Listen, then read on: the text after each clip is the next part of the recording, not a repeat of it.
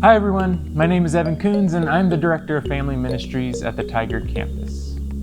Has life ever felt crazy or chaotic or out of control to you? I don't know about you, but I would be lying if I answered that in any other way than a resounding yes. In fact, recently, I woke up early one morning to get ready for my day and make breakfast for my wife and me. I woke up a little bit before her and went into the kitchen. I was going to make eggs and bacon and some coffee. So I started the coffee machine first to make a couple of cups. I then turned around to put some bacon on a skillet and crack a couple of eggs in a frying pan.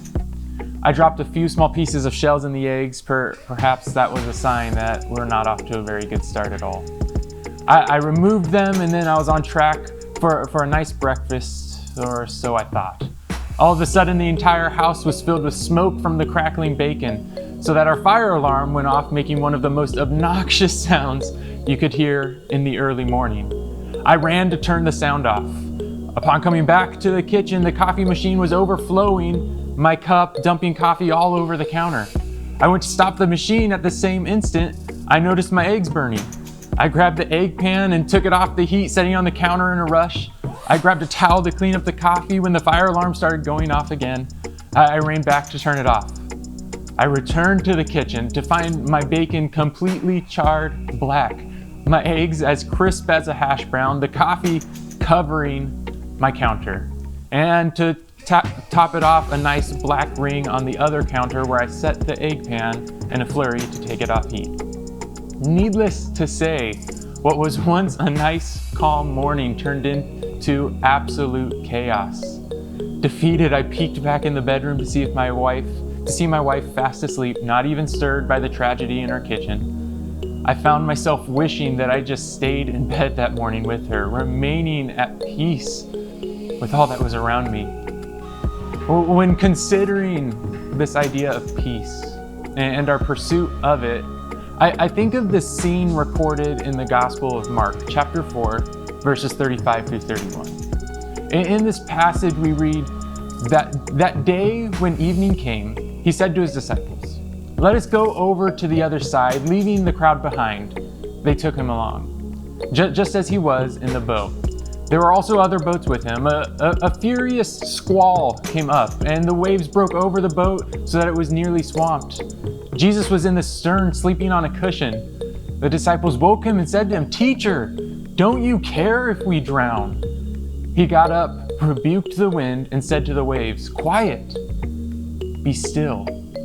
Then the wind died down, and it was completely calm. He said to his disciples, "Why are you so afraid? Do you still have no faith?" They were terrified and asked each other, "Who is this? Even the wind and the waves obey him." What an amazing scene this is. See, Jesus decides to take a boat to the other side of the lake. His disciples go with him as they take off.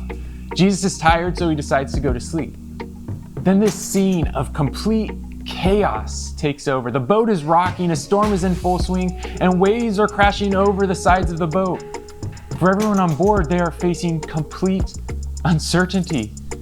Meanwhile, Jesus remains at peace, fast asleep. The disciples frantically wake him up, asking if he even cares about their lives. And Jesus responds by commanding the storm and waves to stop. Immediately, the scene is returned to peace. The disciples are of course in shock and now more clearly understanding who Jesus really is.